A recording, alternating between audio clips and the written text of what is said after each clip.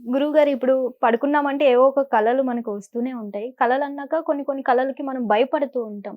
ఈ కల వచ్చింది అని. అందులో మనకి తాళి తెగిపోయినట్టు వస్తే ఏమైనా చెడు జరిగే అవకాశం ఉందంటారా?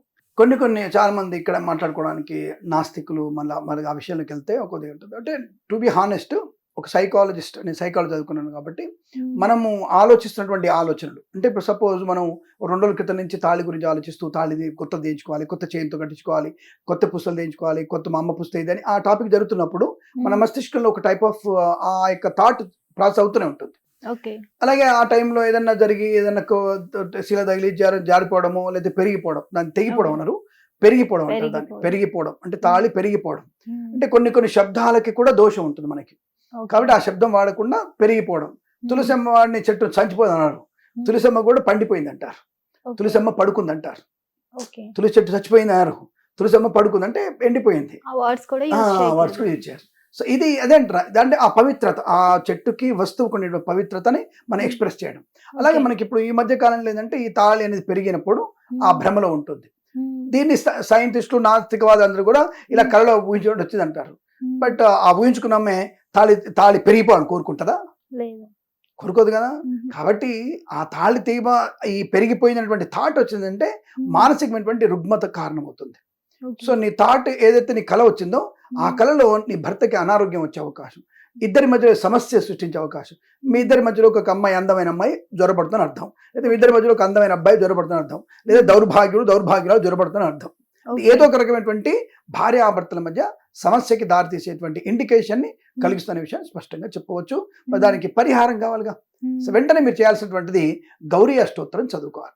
అంటే అమ్మవారికి పసుపు కుంకుమ వేసి ఆ గౌరవం, పసుపు గౌరవం తయారు చేసుకొని గౌరవం పెట్టుకొని ఈ రోజు కళ వచ్చింది మర్నాడు పొద్దు స్నానం చేసి శుభ్రంగా స్నానం చేసి తలంటక్కర్లేదు, మామూలు స్నానం చేసేసి గౌరవం చేసుకొని పెట్టుకొని అమ్మవారికి బొట్టు పెట్టేసి గౌరీ నమః, మహాదేవి నమః, సావిత్రి నమః, ప్రకృతి నమః అనేటువంటి నామాలతో అమ్మవారిని గౌరీ అష్టోత్తరం చదువుకుంటే మంచి ఆ కుంకుమని మళ్ళీ శిరస్సులో పెట్టేసుకొని మీ వారితో మళ్ళీ ఒక పసుపు తాడు కట్టించుకుంటే అద్భుతంగా ఉంటుంది. మీ ఇద్దరి మధ్యలో సఖ్యత ఉంటుంది, అన్ని దాంపత్యం ఉంటుంది. మీకు వచ్చిన కళ నెగిటివ్ అయిపోయి నా కళ పక్క జరిగిపోతుంది, శుభం కలిగే అవకాశం ఉంటుంది.